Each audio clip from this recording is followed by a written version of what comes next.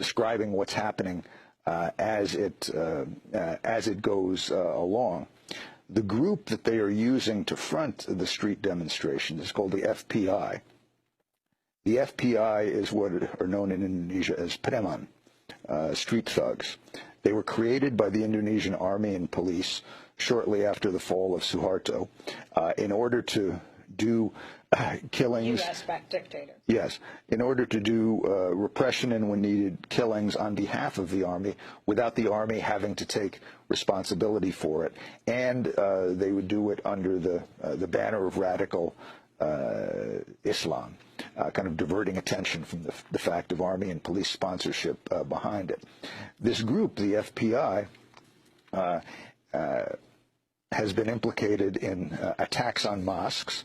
They frequently attack Islamic religious denominations that they do not agree with, attacks on churches, and murders, one of which in spectacular fashion was videotaped, and their mob is seen beating and kicking to death a man who's lying face down in the mud.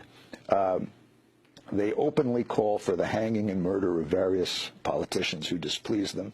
They live day to day by, in addition to the funds they get from the army and the police, by extortion. They claim to be religiously compliant, but one of their key tactics over the years has been to go into strip clubs, go into bars. If the owners haven't been giving their weekly payoff to the FPI in a timely enough fashion, breaking the place up with heavy sticks, then taking the liquor and drinking it or reselling it. I mean, this is famous on the streets of Jakarta. Everybody knows about this. Another of their big activities has been evicting the poor.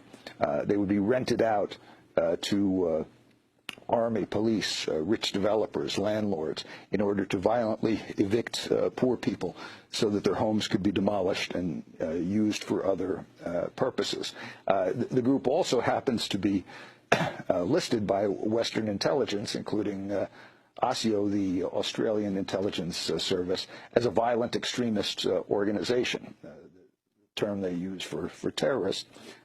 And this happens to be one of the cases where their characterization of a movement as violent and extremist is accurate.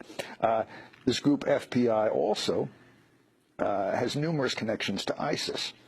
The leader of the FPI militia is a lawyer who is a corporate lawyer for Freeport-McMoRan, the giant U.S. mining corporation that is controlled by Carl Icahn, Donald Trump's good friend and White House deregulation advisor.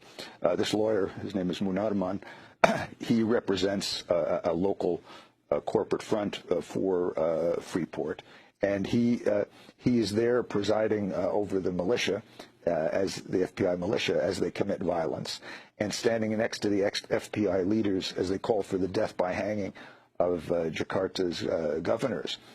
This lawyer for Carl Icahn's Freeport was videotaped not long ago at an ISIS swearing ceremony, where he was one of two people presiding as a group full of young men pledged allegiance to swore allegiance to Abu Bakr Baghdadi, the leader of ISIS.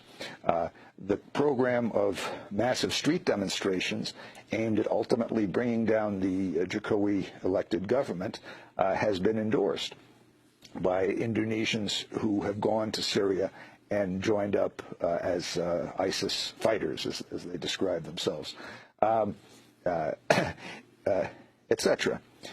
This is the group which is being used by the U.S.-trained Indonesian generals and being backed by Donald Trump's key Indonesian business partner, Donald Trump's key Indonesian political backer, and the lawyer for Carl Icahn's Freeport-McMoRan.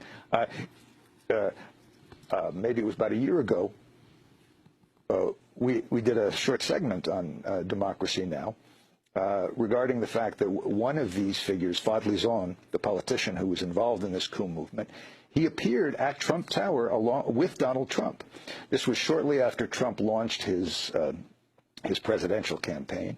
He launched his campaign by attacking Mexicans as rapists, and he got some heat for that. And one of the things Trump did, apparently, was to say to his people, get me some foreigners. One of the foreigners they got him was this Indonesian politician, Fadli Zon. He appeared at the press conference with Donald Trump.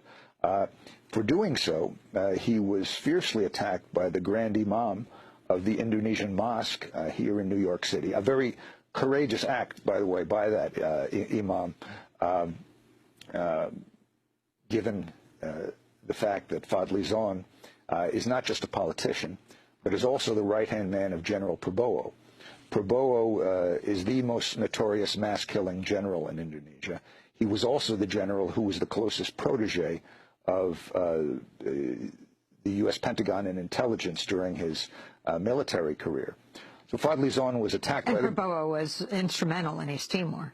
Yes, he did massacres in Timor and many other places. But now it is his right-hand man, Fadli Zon, who was appearing with Trump at Trump Tower, helping in the initial stages of launching the campaign, and who is now one of the main supporters of this movement, which has as its final goal the